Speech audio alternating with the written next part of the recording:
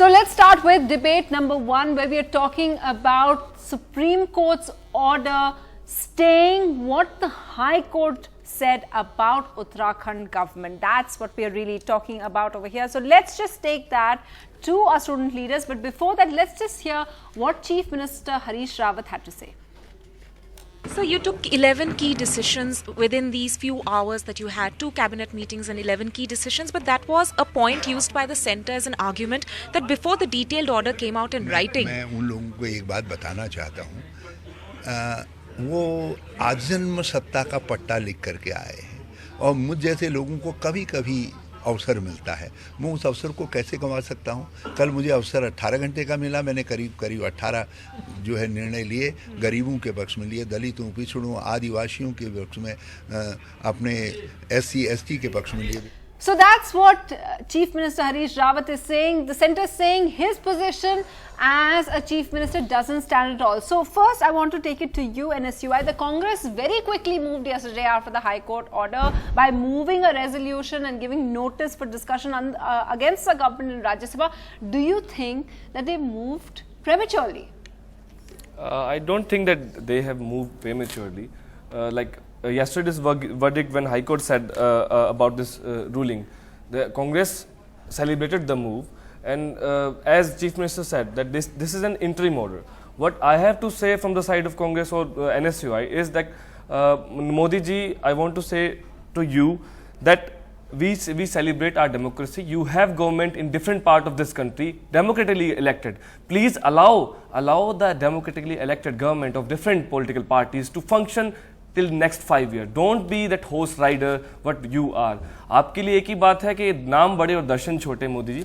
Please allow the state governments of different parties, whether they are in opposition or anywhere, allow them to function their democratically elected government. Okay, so let's get the ABVP to respond to that. Varda Marathe, doesn't this come as a bad kind of stance, or what the NSUI is saying? Because one of the things that Prime Minister Modi always emphasized was that he used to be a chief minister, so he understands what states and their power really stands for. Yes. Hello, I can't properly hear you. Go ahead. You heard what the NSUI said. How would you counter that? Yeah, so Modi ji and the central government imposed precedent's rule, and just some time back the Supreme Court has given the verdict that next hearing would be on 27th of April, and because the High Court's decisions fine print hasn't come to Supreme Court, so precedent's rule will prevail till 27th April. So let court decide what it has to do with the government, Uttarakhand government. Okay, you've seen here the left, the Congress and the BJP, they're fighting it out with each other. As the left, as someone who's not directly connected with what's happening there, how does the left view the situation? See, the judgment by the Supreme Court is a welcome move, definitely, because the BJP has been selectively ruling it, using it as a tool to curb democracy in those places where it has not been able to reach to the government through people's mandate. Basically, the Article 356 of the Constitution of India is the last resort which has to be used.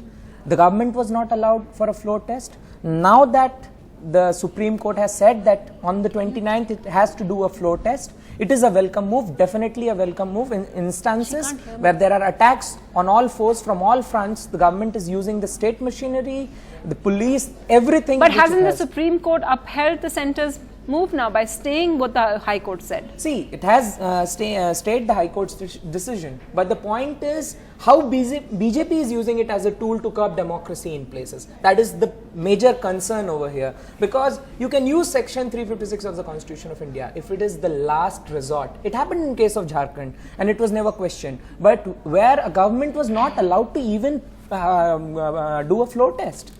This is something very undemocratic in nature, and also that now the things have come to fore, the people behind it should have to be booked. And I'd like to add one point, like the Rameshwar and the Bamai verdict.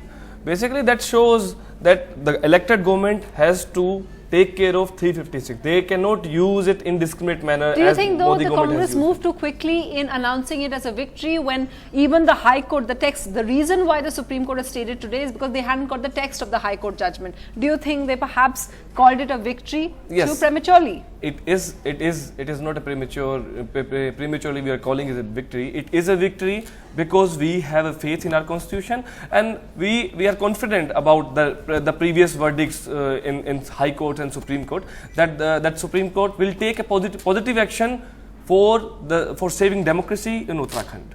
Vardha, do you want to quickly respond to that before we move on to the next debate? Yes. As of now, so the Supreme Court has held centre's position that the President's rule should be prevailed in Uttarakhand. So that is not exactly Congress's victory.